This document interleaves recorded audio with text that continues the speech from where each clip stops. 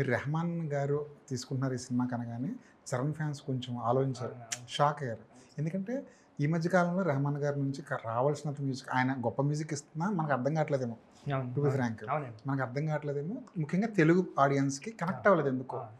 కానీ ఫస్ట్ పాట ఎప్పుడైతే వచ్చిందో లేదు బుచ్చిబాబు కరెక్ట్ చేశాడు ఈ ఆ! సినిమాకి ఆ! అనిపించేంత ఆ నమ్మకం వచ్చింది. ఆ! ఆ తర్వాత మళ్ళీ రెండో పాట ఆ!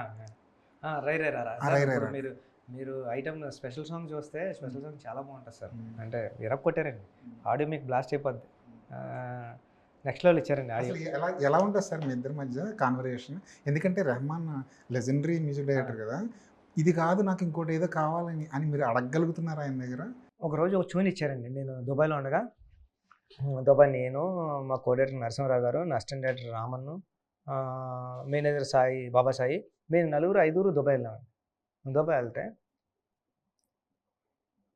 దుబాయ్‌లో ఆయన హౌస్‌లో మొత్తం స్టూడియోలో నాకు ట్యూన్ వినిపించాడు. కింద ఉన్నాయి 3 ట్యూన్‌లు వినేసి రండి అన్నారు. అండర్‌గ్రౌండ్‌లోకెళ్ళి నేను ఆ రూమ్‌లో కిందకెళ్ళి వినేసి పై స్టైర్స్‌కి రావాలన్నమాట. రెహమాన్ సార్ కింద కూర్చొని పైన కూర్చున్నారు. నాకు ప్లే చేసి వరుసనే పెట్టేసారన్నమాట.